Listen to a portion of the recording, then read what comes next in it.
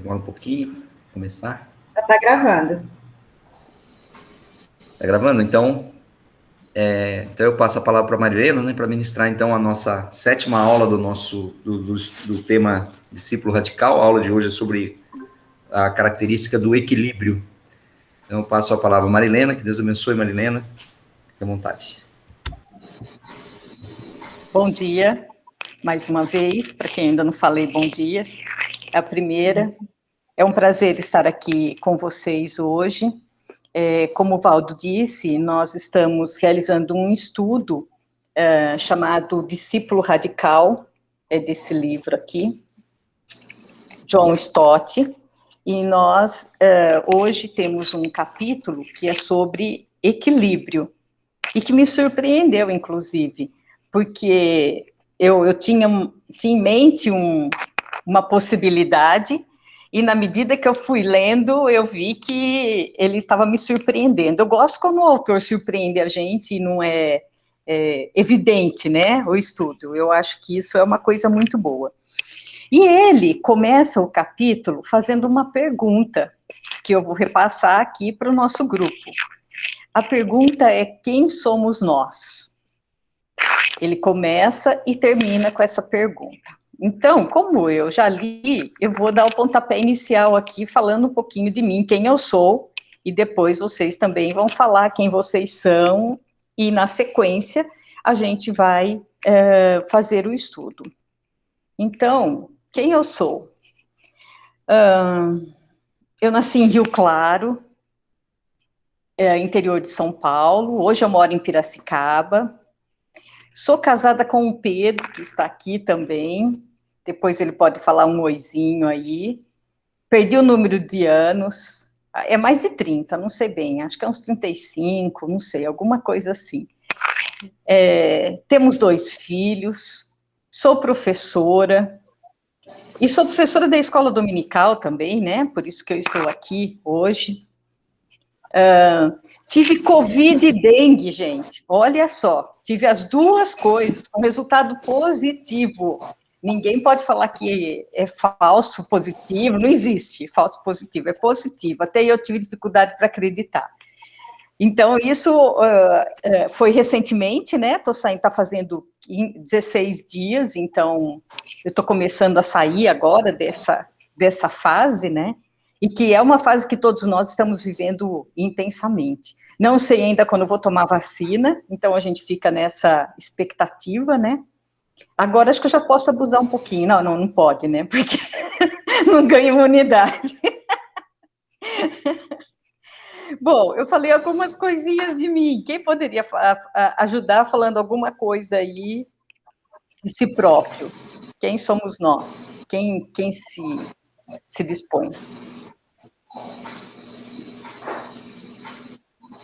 Dona Rosa, quer falar? A senhora está com o microfone aberto, aproveita e fala alguma coisa da senhora.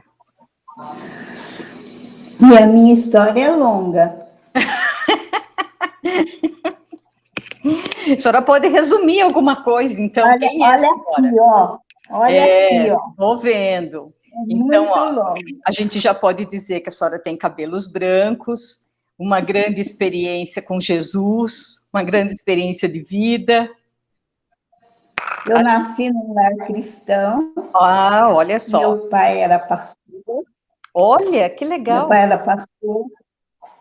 E naquele tempo a igreja metodista mudava os pastores todos os anos. E então, cada ano numa cidade, né? Conclusão, enquanto meu pai foi pastor da igreja metodista, eu morei em 14 cidades. Nossa! E depois a igreja metodista começou a segurar mais os pastores nas cidades, então ficava 2 anos. Quando meu pai chegou em casa do concílio e falou que a gente não ia mudar, nós choramos, eu e meu irmão, porque a gente queria mudar. Minha mãe já estava com a mudança arrumada. Aí toca desarrumar tudo, né? E aí foi. E depois eu casei, aí fiquei aqui em Assis, né, há 50 e poucos anos. E fui professora também, alfabetizei a minha vida toda. E estou aqui, né? Então já temos Na duas graça professoras de aqui, Deus. hein? Olha só, nosso time tá bom aqui, hein, dona Rosa? Já temos duas professoras aqui. Com a graça de A Deus. Patrícia está aqui também, ela é professora também. Olha lá, a Patrícia também está escondida lá, então já somos três. Também. É, 3 professoras. Não estou nem contando o Valdo, sei que ele é professor também, mas ele não se apresentou como professor, então não sou eu que vou falar. Eu Quem fui mais? professor, Eu sou dublê de professor. Eu fiz magistério e dei aula no supletivo. Depois eu fui para a Olha faculdade e mudei. só, eu não Mas sabia que não, você tinha feito magistério. Eu fiz magistério, aí quando eu passei no vestibular, eu dava aula no supletivo para alunos da faculdade, para funcionários da faculdade. Eu dava aula no supletivo na faculdade. Que legal, Claudineia, não sabia disso. Olha só, mais uma professora aqui. Eu não sei se ainda tem esse programa na Unifesp, você que está lá. Os alunos que faziam faculdade integral, à noite, podiam dar aula para os funcionários que queriam fazer supletivo. Tinham... Não sei se ainda existe, mas na minha época... Não sei. Não sei. Sei que tem o cursinho. Agora, esse programa aí que você está falando, eu não sei. Faz só 25 anos de formada, né? Então... Pois é um tempo já. Então, eu acho que a gente já tem alguns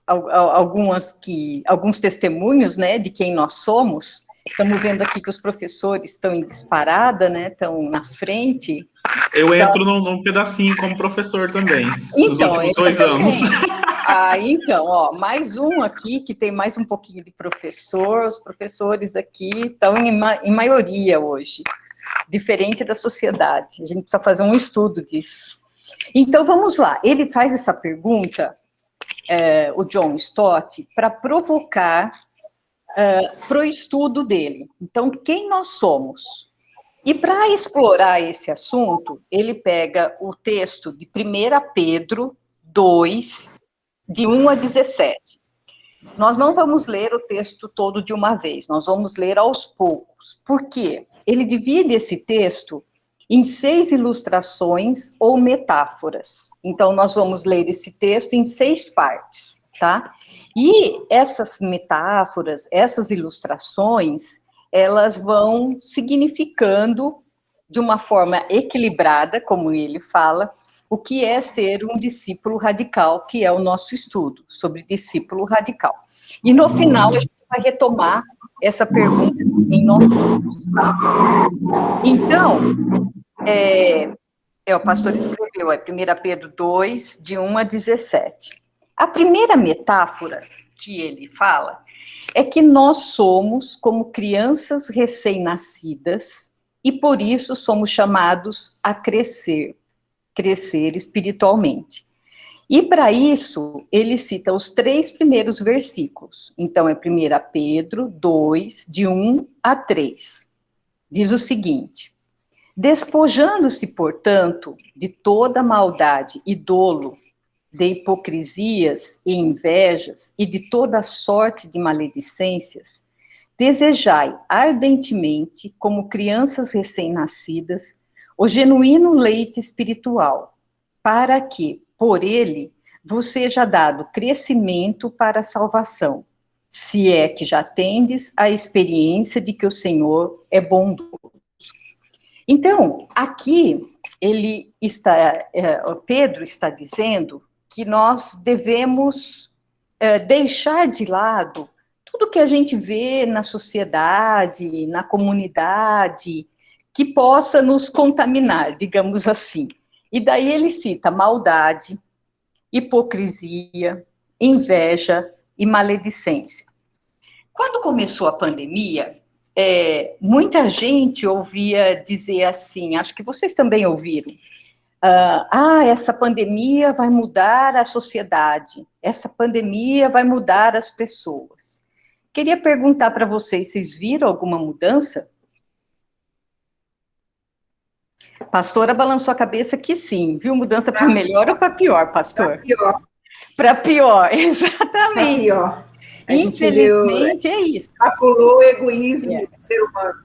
Infelizmente, foi bem isso. A gente tinha a esperança de que a pandemia melhoraria a sociedade para melhor, mas não é isso que nós estamos vendo.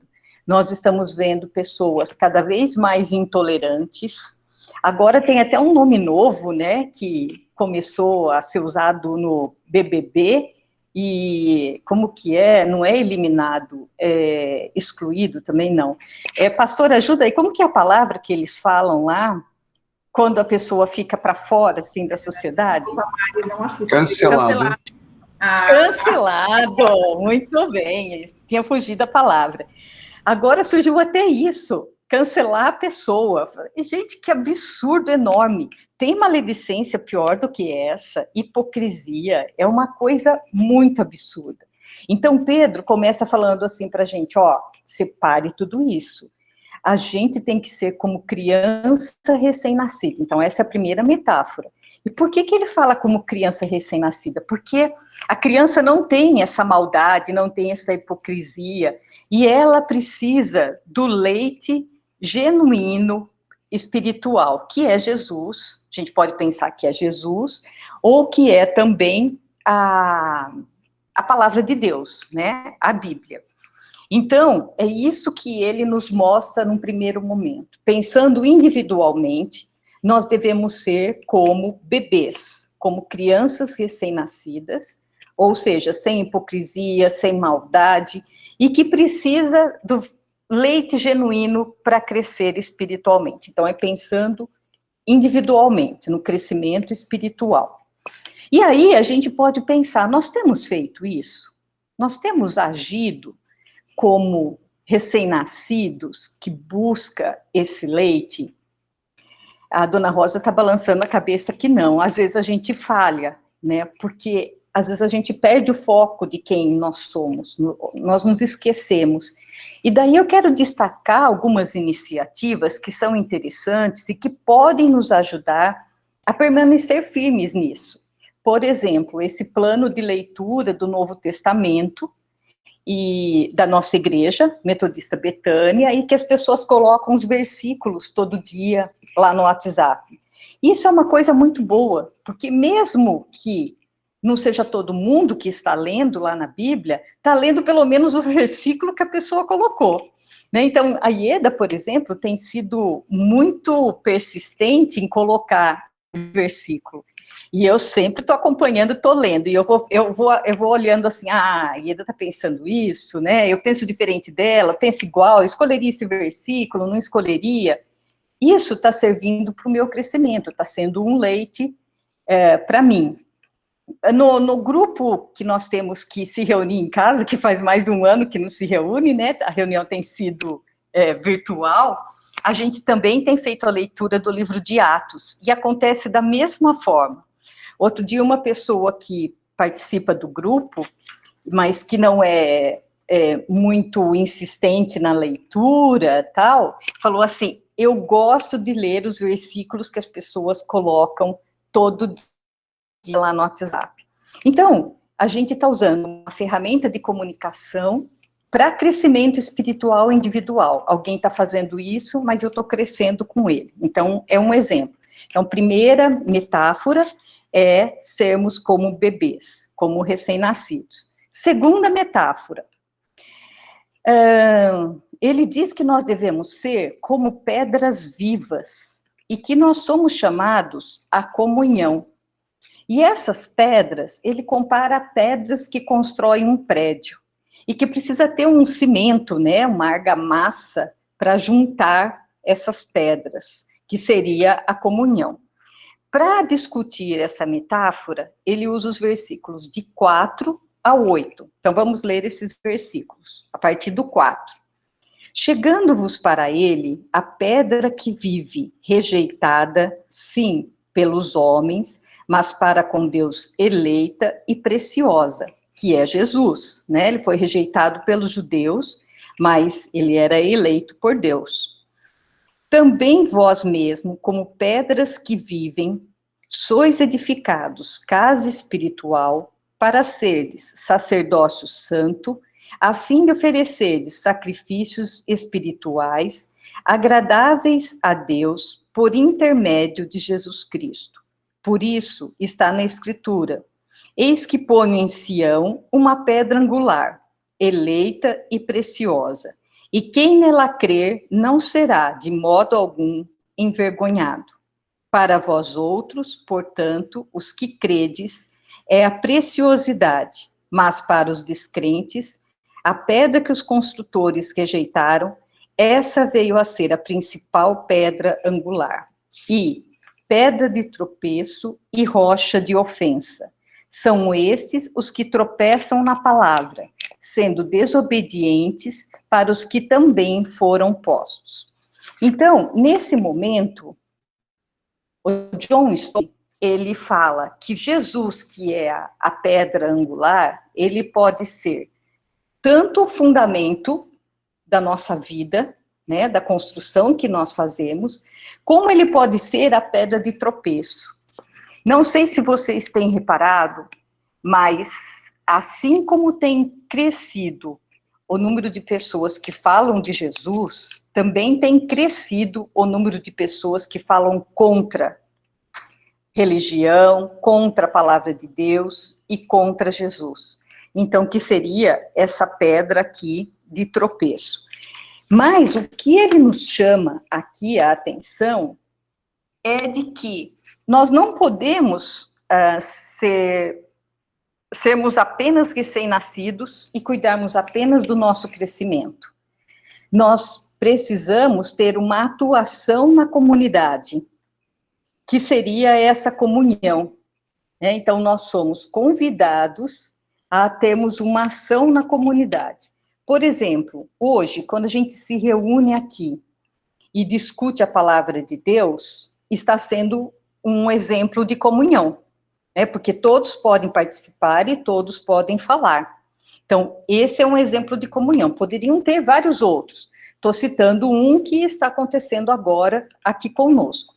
Então, observem que, na primeira metáfora, era uma questão individual, e na segunda, é uma coletiva. Então, primeira metáfora, sermos como recém-nascidos, e segundo, sermos como pedras que fazem a comunhão com as outras pessoas. Terceira metáfora, vamos ver o que vai acontecer.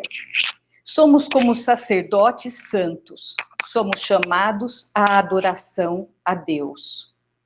Então, nós somos chamados a prestar culto a Deus, a oferecer a Deus os sacrifícios espirituais do nosso louvor.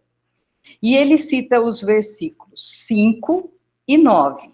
O 5 a gente já leu, que fala da pedra, mas que no final diz assim, eu vou ler novamente. Também vós mesmo, como pedras que vivem, sois edificados casa espiritual, para serdes sacerdócio santo, a fim de oferecerdes sacrifícios espirituais agradáveis a Deus, por intermédio de Jesus Cristo. Vós, porém, sois raça eleita, sacerdócio real, nação santa, povo de propriedade exclusiva de Deus, a fim de proclamardes as virtudes daqueles que vos chamou das trevas para a sua maravilhosa luz.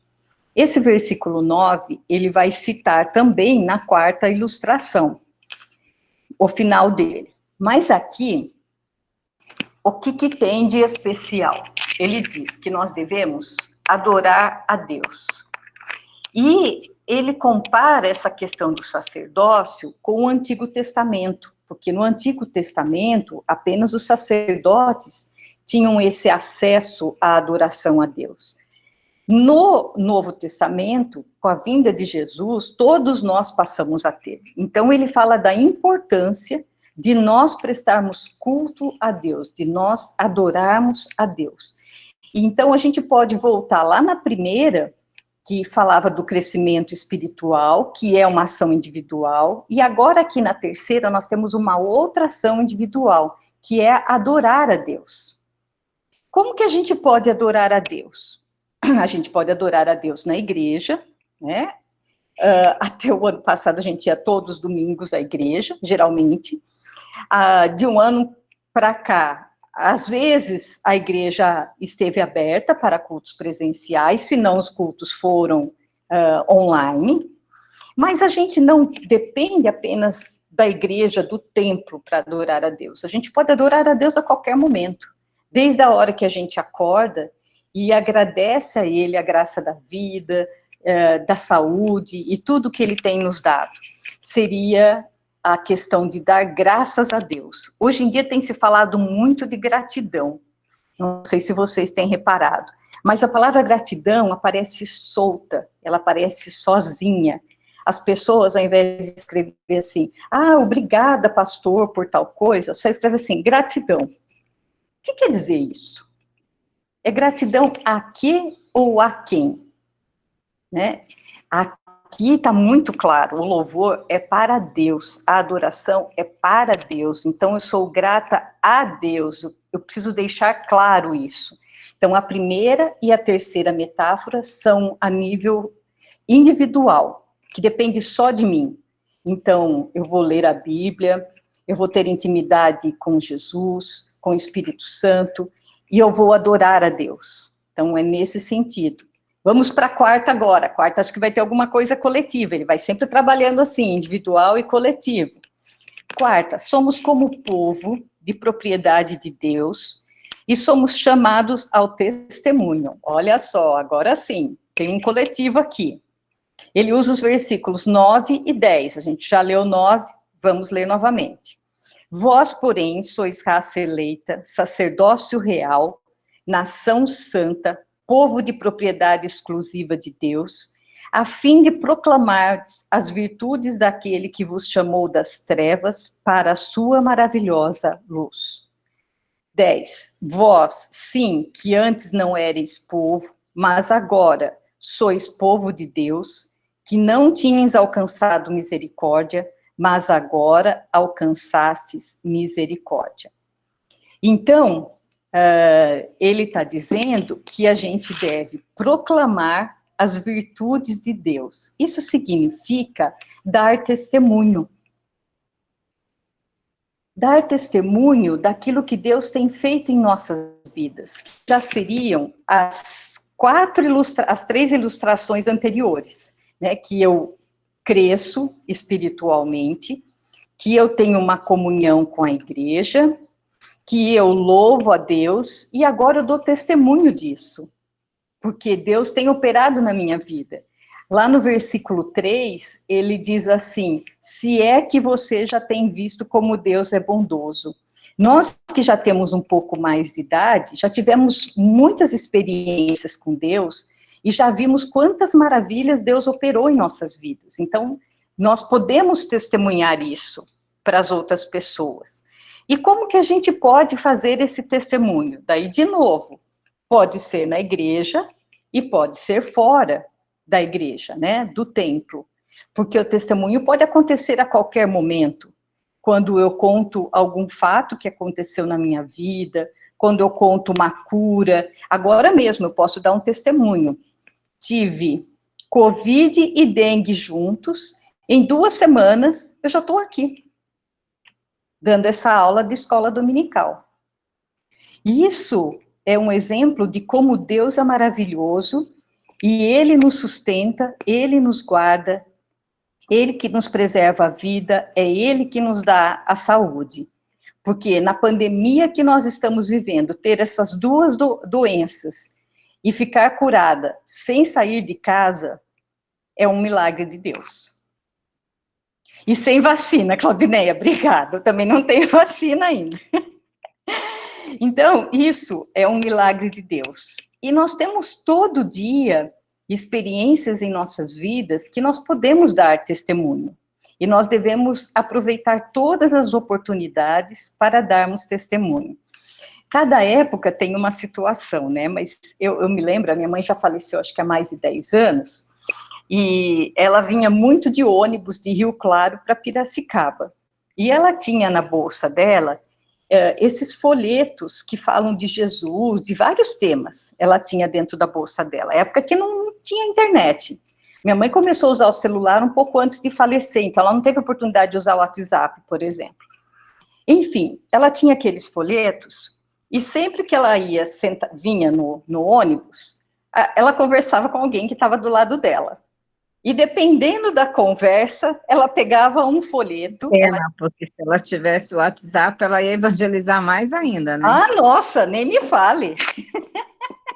se sem o WhatsApp ela já fazia isso, e ela tinha folhetos de vários tipos, né, com vários temas. Então, conforme a conversa, ela já ia pensando qual o folheto que ela ia pegar para entregar para a pessoa, né? E era um testemunho. E às vezes ela até orava pela pessoa. Então, aqui no testemunho tem isso, né, de quanto nós estamos aproveitando. A Ieda ainda lembrou, agora com o WhatsApp a gente pode dar muito mais testemunho do que a gente podia antes, e de uma forma até mais fácil. Mas, enfim, usar aquilo que nós temos de instrumentos em nossas mãos. Então, recordando, vamos lá, nós já fomos 4 ilustrações. A primeira é individual, que é o crescimento espiritual. A segunda é uma coletiva, que o autor chama de corporativa, também é uma opção, que é a comunhão. A terceira, a gente volta para individual, que é adorar a Deus. A quarta é dar testemunho. Faltam 2, vamos lá.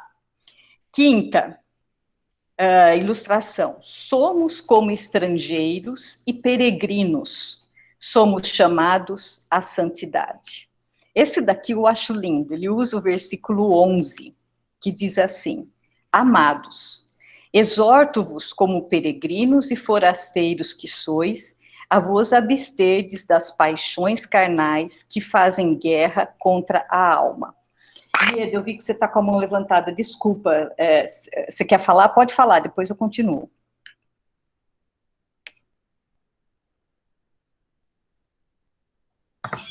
Eu acho que ela levantou a hora lá do... A hora que ela ia falar da minha mãe, né? Tá. Deixa eu abaixar a mão dela aqui. Tá. Então, esse versículo diz que nós somos estrangeiros aqui na Terra. Nós não pertencemos a essa terra. A nossa cidadania é no céu. E daí eu queria fazer a comparação com o meu filho Rafael, que mora nos Estados Unidos. Ele mora lá, ele tem um visto de estudante. Então, ele é estrangeiro.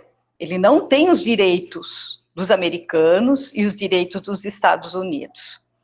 Então, como que ele tem que se comportar? Muito bem. Fazer tudo certinho, tudo segundo as regras. Por exemplo, agora, o visto de estudante diz que quando ele termina o curso, ele tem direito a trabalhar 1 ano. Ele está num emprego excelente. Só que esse 1 ano dele acaba em fim de maio. O que vai acontecer? Ele vai ser demitido. Agora ele já está ajudando no processo de seleção da pessoa que vai substituí-lo. E isso por quê? Não gostaram dele? Não, muito pelo contrário, queriam que ele ficasse, mas é a regra do jogo. Ele não tem direito. E essa metáfora aqui diz exatamente isso. Nós somos estrangeiros aqui na Terra. Nossa cidadania não é aqui, a nossa cidadania é do céu. Então, como nós somos estrangeiros aqui, como que a gente deve se comportar? Como o Rafael se comporta lá, fazendo tudo certinho. O que significa fazer tudo certinho? Significa ser santo. Significa ser chamado à santidade. Então, essa ilustração, essa metáfora, é esse chamado à santidade. É nós recusarmos tudo aquilo que é carnal, como aqui está falando, né, paixões carnais, e que podem prejudicar a nossa alma. Então, não perdemos de vista a vida eterna, que nós não pertencemos aqui, nós somos estrangeiros. Então, essa é mais uma característica individual, que é buscar a santidade.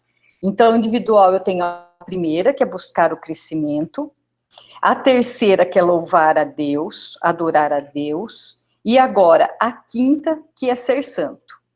E para a santidade. É muito bonito isso, né? Por isso que a gente vê, essa semana faleceu um cantor evangélico famoso, o irmão Lázaro. E eu vi muita gente postando no Facebook, no Instagram, assim, irmão Lázaro voltou para o céu, voltou para Jesus. É esse sentido aqui quando a gente fala de voltar, porque a nossa cidadania é de lá, então é voltar para o lugar de origem que é nosso. Última metáfora, somos como servos de Deus e somos chamados à cidadania, ou seja, sermos servos conscientes. E aqui ele usa os versículos de 12 a 17, é um trecho longo, mas nós vamos lê-lo. 12. Mantendo exemplar o vosso procedimento no meio dos gentios, para que naquilo que falam contra vós outros, como de malfeitores, observando-vos em vossas boas obras, glorifiquem a Deus no dia da visitação. Sujeitai-vos a toda instituição humana por causa do Senhor, quer seja ao rei como soberano, quer as autoridades como enviadas por ele, tanto para castigo dos malfeitores, como para louvor dos que praticam o bem. Porque assim é a vontade de Deus, que pela prática do bem façais emudecer a ignorância dos insensatos, como livres que sois, não usando, todavia, a liberdade por pretexto da malícia, mas vivendo como servos de Deus. Tratai todos com honra, amai os irmãos, temei a Deus e honrai o rei. Isso daqui é lindo, né? É o que significa sermos servos de Deus. Então, a primeira coisa que ele cita é submetermos as autoridades, que não é uma coisa fácil, principalmente hoje em dia. As autoridades estão divididas politicamente, né, federal, estadual, municipal, um manda fechar, outro manda abrir, e fica aquela confusão. Mas, enfim, a primeira orientação é essa, estarmos submissos às autoridades. Segundo, silenciar as reclamações e críticas, porque reclamar e criticar não faz a gente chegar em lugar nenhum, né? Terceiro, fazer o bem, está muito enfático aqui a questão de fazer o bem. A gente tem feito bem ou a gente tem feito mal? A gente tem valorizado as pessoas, nós temos estimulado as pessoas a se sentirem bem, ou a gente fica mandando aquelas notícias, olha, morreram 10 em Piracicaba, 100% de UTI lotada, aquela coisa tenebrosa, né, que quando você lê, você já começa a sentir medo. Respeitar a todos, como tem sido o nosso respeito em relação às pessoas? Sinceramente, eu tenho visto mais desrespeito do que respeito. Alguém até, acho que foi o pastor que escreveu aqui no chat, né, sobre o cancelamento de pessoas. Isso é uma falta de respeito muito grande, né, essa coisa de falar, ó, tô cancelando tal pessoa. Com que autoridade que eu posso fazer isso, né? A pessoa está aqui nesse mundo como eu não tenho direito de cancelar ninguém. Nenhum. Então, esse trecho mostra, assim, que eu tenho a liberdade de escolha e que eu devo ser servo consciente de Deus. É lindo isso, ser servo consciente de Deus, porque enquanto servo consciente, a gente vai servir as pessoas naquilo que elas precisam.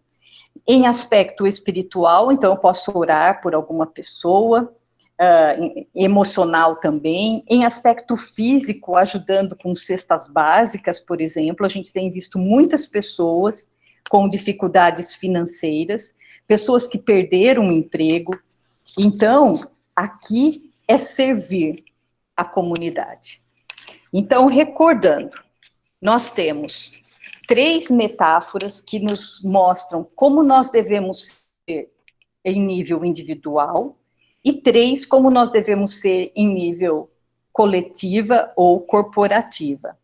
A primeira, a terceira e a quinta são individuais, e a segunda, a quarta e a sexta são coletivas. Se a gente pensar em cada duplinha, a gente pode dizer a seguinte, que nós somos chamados ao crescimento individual e à comunhão corporativa ou coletiva.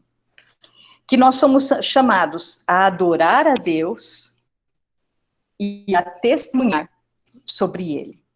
E, por último, nós somos chamados para a santidade e para servir a sociedade. Então, ele diz o seguinte, que esse trecho de 1 Pedro traz um equilíbrio de como nós, discípulos, podemos ser chamados discípulos radicais. E que nós não podemos esquecer essa identidade de discípulos radicais, porque, principalmente em tempo de pandemia, às vezes, a gente fica balançado e fica buscando coisas que a gente não deveria buscar. Então, ele diz que essa pergunta de quem somos nós é justamente para pensarmos que nós devemos ser essas 6 pessoas, como ele falou nessas 6 ilustrações ou metáforas, e que com isso nós conseguiremos ser os discípulos radicais de Jesus. O pastor escreveu, né, crescimento individual e comunitário, exatamente. Adoração. Só 6. Eu só coloquei as 6. Isso, é um resumo delas, exatamente. E da cultura do cancelamento, né, o pastor escreveu aqui, que é muito popular nas redes sociais. Isso daqui é uma coisa incrível, né? Não quero mais saber da pessoa, excluo do meu rol de amigos, tal, uma coisa, assim, impressionante. Enfim, esse era o estudo colocado. A Claudininha colocou mais uma coisa aqui também. No Jornal da Jovem Pan, agora de manhã, disse que desde a pandemia, 30% dos currículos estão com informações mentirosas. Será muito menos. Olha que interessante isso, né? Tem tudo a ver com o nosso estudo também. Às vezes fica até difícil a gente saber o que é fake news e o que é verdade, né? É uma dificuldade muito grande que a gente tem tido. Esse é o estudo colocado para o dia de hoje sobre o equilíbrio. Agora, eu abro a palavra para vocês fazerem comentários. Como que vocês se sentem ouvindo isso sobre o equilíbrio? Sobre equilibrar o individual com o coletivo ou corporativo, e pensando nesses 6 exemplos. Vocês se sentem contemplados? Vocês conseguem dizer assim, eu acho que eu estou conseguindo ser uma discípula radical equilibrada, ou um discípulo radical equilibrado. Como que vocês se sentiram ouvindo isso? Está aberta a palavra. Eu vou pegar um gancho aí na citação que você fez, Mari, dessa semana, né, da morte lá do Lázaro, do cantor lá, do Lázaro. E eu fiquei vendo as postagens lá no Instagram, né, que principalmente a música que ele cantava, eu lembro que eu era pastora lá em Votuporanga, quando estava assim no auge, né, esse cantor, e ele foi cantar lá pelas redondezas, e essa música que ele canta, né, eu vou morar no céu, né, foi assim, um boom, né, na época. E eu fiquei prestando atenção, né, que de todas as músicas que ele cantou, essa foi a que mais marcou, até pela questão, assim, né, da morte, né, então, por ele ter cantado, eu vou morar no céu, aleluia, ele exalta, né, esse fato de voltar para a casa do Pai, né. E aí, quando a gente estuda aqui, né, estivemos vendo aqui esse finalzinho do versículo 11 que fala, né, da gente abster das paixões carnais, da alma, e ele fala, né, devemos nos abster de tudo que possa tornar obstáculo para o progresso, né? Ele fala, devemos viver vidas santas em preparação para a santa presença de Deus no céu. Cara, na hora que eu li isso, eu estava lendo ontem, né, que eu fui dar uma lida na lição para hoje, né, e eu fiquei pensando, sabe, eu liguei essas duas coisas, né, será que muitas vezes nós só cantamos, né, eu vou morar no céu, eu quero ir para o céu, e a gente canta, faz aquela ênfase toda, mas aqui ele fala uma preparação para a santa presença de Deus no céu. Então, a nossa vida na Terra, né, por isso que esses pontos que você colocou aqui é muito importante, né, o autor coloca, você reforça aqui, né, sobre a questão de submeter as autoridades, das crises, fazer o bem, respeitar, né, de termos essa consciência de adoração, tudo isso é a nossa preparação, né, como servas e servas, nesses discípulos radicais, e eu fiquei me questionando, fiquei me perguntando mesmo, será que eu estou me preparando para isso, né? Que às vezes a gente não se prepara nem para a morte, né? Para morrer. Tipo assim, não consegue nem parar para pensar que quando nós morremos, nós vamos para uma outra dimensão, né? Que a gente vai para tem aquela visão de vida eterna. A gente nem pensa muito isso, né? Na vida eterna, para onde que eu vou, a gente não... E aí eu passei, desde quando começou a pandemia, eu passei a olhar mais os estudos de Apocalipse, sabe? Fiquei aprofundando, eu vi, né, procurei na internet, né, um estudo sobre Apocalipse, comecei a acompanhar. Por quê? Porque eu falei, nossa, parece que a gente perde essa dimensão, né, dessa preparação. Será que eu estou preparada para ir? Né, se de repente eu entrar no hospital e não sair mais, né? Então, eu vi essa pergunta para mim, né? Eu sou diabética, então eu falei, né, se entrar no hospital com essa Covid, como muitas pessoas entram, não dá nem tempo. Daqui a pouco já está no respirador, daqui a pouco está saindo aí no saco, né?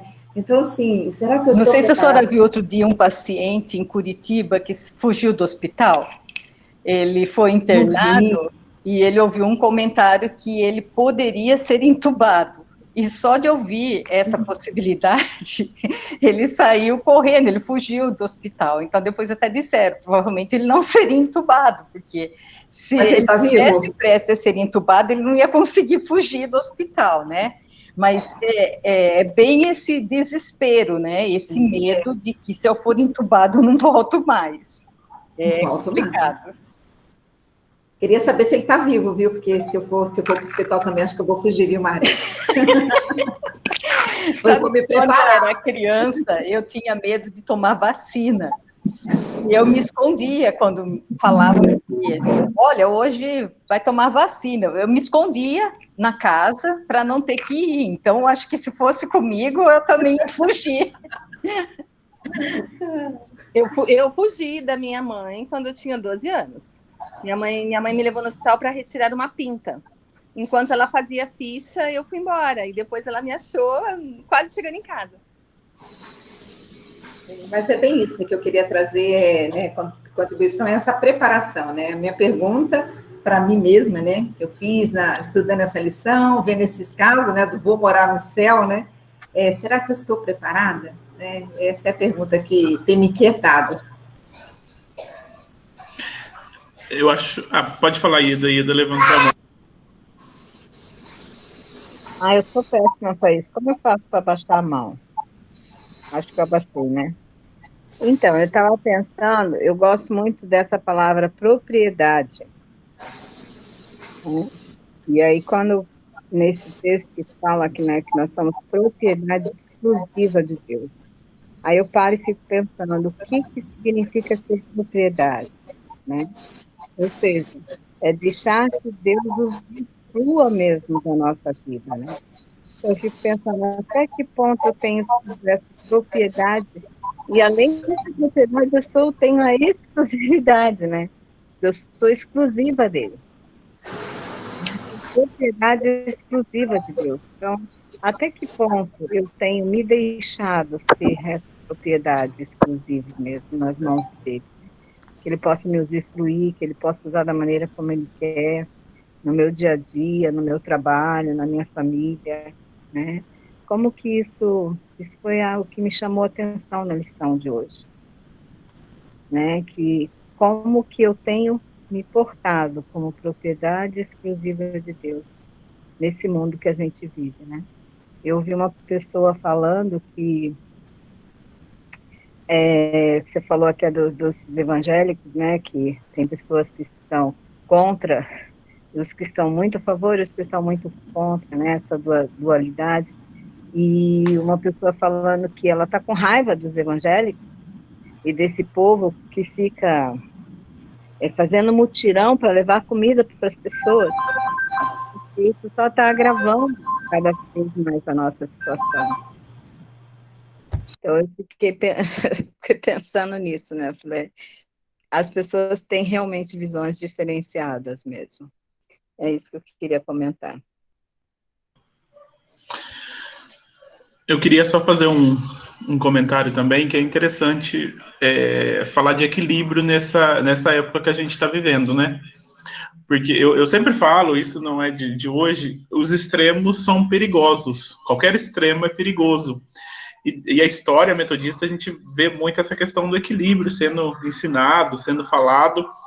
E hoje, no mundo que a gente vive, vamos pensar no país, na situação política que comentou, em tudo existe muito extremo, né? Tem que ser isso, e se for isso, já é contra aquilo. Se for aquilo, é contra isso. E quando a gente olha para essas características, esses 6 destaques aqui, a gente vê que a vida cristã, essa maturidade, esse discípulo radical que é o tema, ele vive num constante equilíbrio, né? Estou falando isso pensando aqui primeiro em crescimento individual e comunitário. Hoje também tem um grupo muito forte, e eu acho que vai acentuar mais ainda com essa situação da pandemia, aqueles que falavam que não era necessário estar em uma igreja, que cresciam. A gente ficou um ano sem igreja, a gente continuou sendo cristão, e já existia um movimento muito forte do chamado sem igreja antes, né? Pessoas que se decepcionavam com a igreja, falaram, eu busco a Deus sozinho na minha casa, eu leio a Bíblia sozinho, eu faço tudo isso sozinho. Só que aí, nesse estudo, a gente vê que é o individual, é o crescimento individual, mas também é o crescimento comunitário, esse crescimento onde eu vou ajudando, vou sendo ajudado, vou compartilhando, vou orando, vou ajudando. E aí entra a questão também da adoração e o testemunho. Sim, nós temos que adorar a Deus, ele é espírito, importa que a gente adore em espírito e em verdade. Mas também, se a gente olhar o Novo Testamento, Paulo falando à igreja, escrevendo as cartas à igreja, fala assim, se você faz alguém tropeçar, se você, por causa daquilo que você come, daquilo que você não come, se você leva alguém a pecar, melhor que você não faça isso também. Aí entra mais uma vez esse equilíbrio, né? Sim, eu faço as coisas para Deus, mas também eu sou um testemunho para aqueles que estão ao meu redor.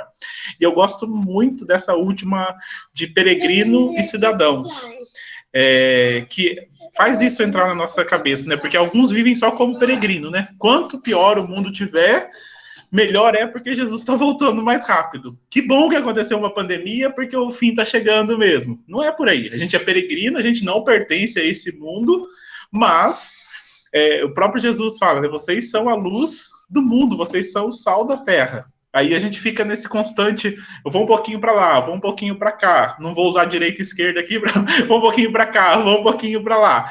Mas a gente sempre busca, ao mesmo tempo que a gente está pensando naquilo que é eterno, naquilo que é a promessa de Deus, nós estamos pensando na nossa responsabilidade como cristão nesse mundo também. E olhando, quando a gente olha o título mesmo da lição, o título do capítulo, a gente vai pensar que ele vai falar em outras coisas, né? Em outro assunto, em outra coisa.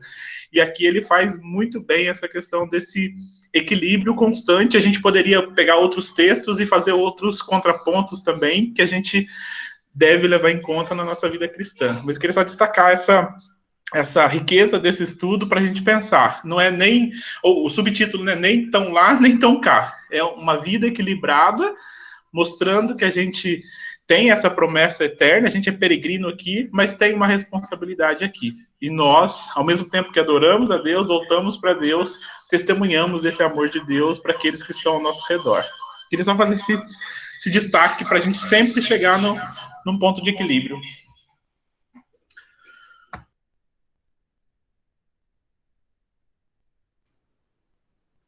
Mais algum comentário? Se não, eu devolvo a palavra para o Valdo. Obrigada pela oportunidade, foi um prazer fazer esse estudo e estar aqui com vocês hoje. Muito obrigado, Marilena. Eu acho que o livro todo ele nos surpreende mesmo, né? E esse estudo, de fato, o título, ele nos leva a pensar uma coisa, mas o desenvolvimento é surpreendente e nos ensina muito, de fato, né? Que Deus possa estar nos abençoando, que o Espírito Santo de Deus possa estar nos levando aí a pôr em prática esses princípios que foram colocados aqui, esse equilíbrio, né, na nossa vida, que o nosso objetivo é agradar ao Senhor, sempre, ser discípulo radical, que esteja sempre buscando fazer a vontade de Deus. Falta só uma lição para a gente terminar esse livro, né, muito bom, quem se interessar por estudar mais o livro, adquirir o livro, muito bom, vale a pena. E a semana que vem, então, nós vamos encerrar essa série, né, com o último tema, que é o tema da morte, né, na verdade, a a cruz, né? Nos faz lembrar a morte, né? Então, na verdade, é tomar a nossa cruz, né? Então, na verdade, eu acho que é nesse sentido, a pastora Márcia vai estar ministrando esse último estudo. Depois aí a gente tem a celebração da Páscoa, que vai ser vai ter um momento da região, né, como foi feito ano passado. Então nós teremos a participação nesse momento junto, e depois entre a Páscoa e o Dia das Mães nós vamos estudar alguns temas avulsos, que nós estamos chamando, né? E depois do Dia das Mães, então, a gente entra na revista da Escola Dominical deste ano, que vai falar sobre a questão da maturidade, do crescimento. Quer dizer, na realidade, nós vamos continuar a falar sobre isso, que nós estamos estudando aqui sobre o discípulo radical, aí usando o material da Igreja Metodista, né? Então, muito obrigado pela participação. Paulo, deixa eu só perguntar, não sei se o pastor já tem, é que eu estive olhando lá no nosso grupo de pastores daqui da região para ver o horário que vai ser essa celebração da Páscoa. Já saiu alguma coisa, o horário?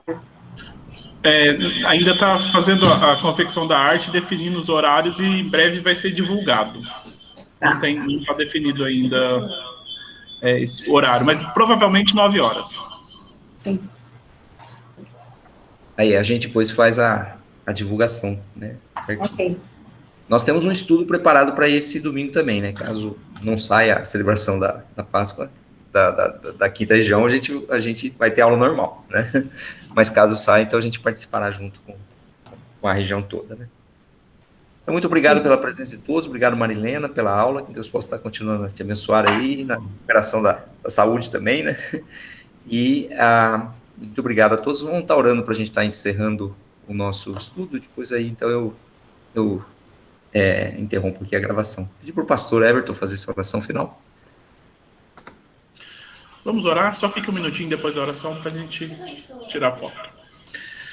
Senhor Deus, eu quero te louvar, ó Pai, e te agradecer pelo teu cuidado, pelo teu amor, pela tua graça e pela tua palavra, que nos traz vida, esperança, alegria, que renova, Pai, as nossas mentes e os nossos corações. Obrigado, Deus, por essa aula dessa manhã. Obrigado, Deus, por falarmos de maneira tão prazerosa da tua palavra, de aprendermos coisas tão boas para a nossa vida, para a nossa caminhada, para o nosso dia a dia, Pai. Que nesse tempo que nós estamos vivendo, que o Senhor nos dê a sabedoria para vivermos com equilíbrio, olhando para a tua palavra, olhando para aquilo que o Senhor ensina, aprendendo e colocando em prática cada dia das nossas vidas. Obrigado, Deus, por essas pessoas que estão aqui presentes nessa manhã, nessa aula. Obrigado por aqueles, Deus, que estão assistindo posteriormente, Deus, a aula.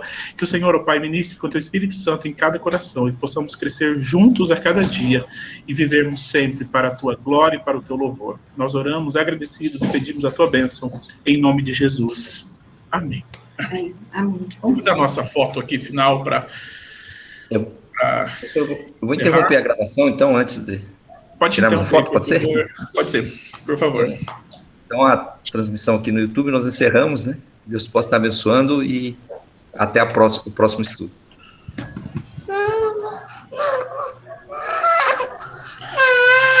chorando, Heitor. Pega ele aqui. Vem que eu sento aqui. Fala oi.